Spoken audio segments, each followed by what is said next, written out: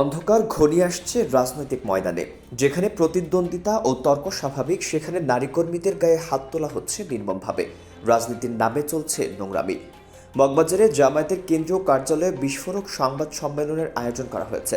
সৈয়দ আবদুল্লাহ মোহাম্মদ তাহের, জামায়াতের নায়েবে আমির, গম্ভীর কণ্ঠে জানিয়েছেন যে দেশের অন্তত 9টি স্থানে জামায়াতের নারী কর্মীদের উপর হামলা ও হেনস্থা করা হয়েছে। তাহের সাহেব জানিয়েছেন, নারীদের উপর এই অত্যাচার, তাদের কাজে বাধা দেওয়া ও হামলার প্রতিবাদে জামায়াত মাঠে নামবে।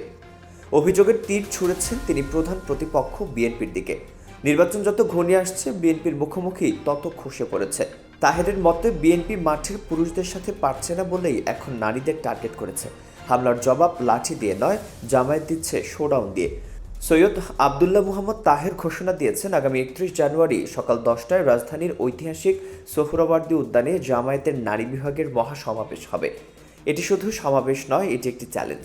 যারা নারীদের দুর্বলভাবে হামলা করছে তাদের দেখিয়ে দেওয়া হবে জামায়াতের নারী শক্তি রাজপথ কাঁপাতে জানে। যারা নারীদের ভয় দেখায় তারা আসলে নিজেরাই ভীত।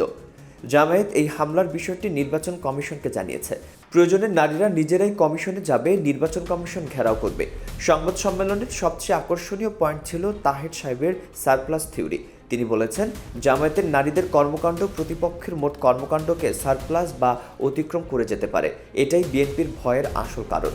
বিএনপি বা অন্য দলগুলো জনসভা করে মাইকিং করে, কিন্তু জামায়াতের নারীরা কি করে? তারা মা বোনদের বেডরুম পর্যন্ত পৌঁছে যায়। তারা রান্নাঘরে ঢুকে কথা বলে। এই ব্যক্তিগত যোগাযোগকে বিএনপি কোনোভাবেই টপকাতে পারছে না। জামায়াতের মতে সারা দেশে তাদের নারী সমর্থকই বেশি। কেন? তারা খুব স্পষ্ট ব্যাখ্যা দিয়েছে। নারীরা শান্তিপ্রিয়, তারা বিশৃঙ্খলা ও উগ্রতাকে পছন্দ করে না। নারীরা দেখছে বিএনপি মানেই হামলা, দখল আর মারামারি, চাঁদাবাজি, আর জামাত মানেই ভদ্রতা, শৃঙ্খলা এবং নিরাপত্তা। স্বাভাবিকভাবেই নারীরা নিরাপদ দল হিসেবে জামাতকেই বেছে নিচ্ছে। বিএনপি বুঝতে পেরেছে, জামায়াতের নারীরা যদি এভাবে কাজ চালিয়ে যায় তবে ভোটের দিন তারা ধুয়ে মুছে সাফ হয়ে যাবে। তাই তারা এখন নারীদের ভয় দেখিয়ে ঘরে ঢোকানোর চেষ্টা করছে। এটাকে বলে রাজনৈতিক আতঙ্ক। জামায়াতের নারী কর্মীরা যখন ভোট চায় তখন প্রতিপক্ষ অভিযোগ তোলে তারা ধর্মীয় বয়ান বা মোড়ক ব্যবহার করছে। আজ তাহের সাহেব এর দাঁত ভাঙা জবাব দিয়েছেন। তিনি বলেছেন, জামায়াত একটি রাজনৈতিক ধর্মীয় দল। তারা ইসলামী আদর্শের কথা বলবে, এটাই স্বাভাবিক। এখানে মোড়কের কিছু নেই। তাহেরের যুক্তি সহজ। কমিউনিস্ট পার্টি ভোট চাইলে কমিউনিজমের কথা বলে, বিএনপি ভোট চাইলে জিয়াউর রহমানের আদর্শের কথা বলে, আওয়ামী লীগ ভোট চাইলে মুজিববাদের কথা বলে। তাহলে জামাত ভোট চাইলে ইসলামের কথা বললে সেটা দোষ কোথায়? এটা কি দ্বিচারিতা নয়? জামায়াত নেতারা বলছেন, দুর্ভাগ্যজনকভাবে যারা বেশি বেশি করে চিৎকার করে নারী অধিকার ও স্বাধীনতার কথা বলে তারাই এখন শুধু রাজনৈতিক কারণে হামলা করছে। কোথায় আজ সেই নারীবাদীরা? কোথায় সেই সুশীল সমাজ? জামায়াতের নারীদের উপর হামলা হলে কি নারীর অধিকার লঙ্ঘিত হয় না? এই কপটতা আজ জনগণের সামনে উন্মোচিত হয়েছে। জামাত লুকোচুরি করে না, তারা যা বিশ্বাস করে তাই বলে এবং মানুষ এই সততাকেই পছন্দ করে। বিএনপির দিক থেকে কেন্দ্র নিয়ন্ত্রণ ও দখল করার মহড়া চলছে। বিএনপি ভাবছে আওয়ামী লীগ নেই, এখন মাঠ ফাঁকা। তারা চাইলেই কেন্দ্র দখল করে সিল মারবে, কিন্তু জামাত বসে নেই, তারা সব খবর রাখছে। তারা এই প্রথম সব প্রথা ভেঙে সোহরাওয়ার্দী উদ্যানের মতো জায়গায় 10 লাখ নারীকে নিয়ে সমাবেশ করতে যাচ্ছে। তাহের সাহেব বলেছেন, জোর করে ক্ষমতায় গেলে এবার আগের চেয়েও পরিণতি ভয়াবহ হতে পারে। এর মানে কি? এর মানে হলো জনগণ 5 আগস্টে রক্ত দিয়ে স্বৈরাচার ঘটিয়েছে। এখন যদি বিএনপি আবার সেই স্বৈরাচারী কায়দায় ক্ষমতায় আসতে চায় তবে জনগণ তাদেরও টেনে নেবে।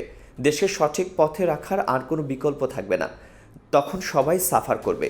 জামায়াত সরকারকে ও রাজনৈতিক দলগুলোকে দায়িত্বশীল হওয়ার আহ্বান জানিয়েছে। বিএনপি যদি এই সতর্কবার্তা না শুনে তবে তারা ঐতিহাসিক ভুল করবে। তারা নারীদের উপর যদি হামলা না থামায় তবে তাদের কঠিন শিক্ষা দেওয়া হবে। অনেকে মনে করে বা অপপ্রচার চালায় জামায়াতের নারীদের গুরুত্ব কম, কিন্তু জামায়াতের নেতারা বলছে 31 তারিখের সমাবেশ সেই ভুল ধারণা ভেঙে দেবে। জামায়াত নারীদের শুধু ভোটার ভাবে না, তাদের প্রধান চালিকা শক্তি মনে করে। সোহরাওয়ার্দী উদ্যান সেদিন নারীদের স্লোগানে স্লোগানে প্রকম্পিত হবে। জামাত বলে, নারীদের সম্মান ও নিরাপত্তা রক্ষার দায়িত্ব পুরুষ সহ সকলের। বিএনপি যখন হামলা করে, জামাত তখন তাদের প্রতিবাদ দেয়।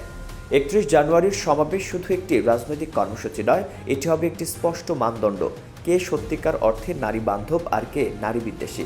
এই সমাবেশ প্রমাণ করবে কোন শক্তি নারীদের অধিকার, মর্যাদা ও নিরাপত্তাকে সম্মান করে এবং কারা নারীদের রাজনৈতিক অগ্রযাত্রাকে ভয় পায়। সাম্প্রতিক সময়ে বিএনপির হামলা ও সহিংস আচরণই প্রমাণ করে তারা জামায়াতের সংগঠিত নারীদের উপস্থিতিকে ভয় পাচ্ছে। এই ভয় কোনো কল্পনা নয়, এটি তাদের রাজনৈতিক দুর্বলতার বহিঃপ্রকাশ। অন্যদিকে জামায়াতে ইসলামের পক্ষ থেকে 31 জানুয়ারি সোহরাওয়ার্দী উদ্যানে নারী সমাবেশের ঘোষণা একটি দৃঢ় বার্তা বহন করে। এই ঘোষণা প্রমাণ করে যে তারা নারীদের সামনে রেখে রাজনীতি করতে ভয় পায় না এবং বিএনপির গুন্ডামি ও সহিংসতার বিরুদ্ধে দাঁড়ানোর জন্য প্রস্তুত। এটি একটি শান্তিপূর্ণ কিন্তু দৃঢ় অবস্থান, যেখানে নারীরা নিজেরাই নেতৃত্ব দেবে এবং নিজেদের অধিকার নিয়ে কথা বলবে। এই সমাবেশের মাধ্যমে নারীরা স্পষ্ট করে দেবে বাংলাদেশের ভবিষ্যৎ আর পেছনের ঘরে বন্দী থাকবে না। নারীরাই এবার ঠিক করবে দেশের ভাগ্য, রাষ্ট্রের দিক নির্দেশনা এবং রাজনৈতিক সংস্কৃতির মান।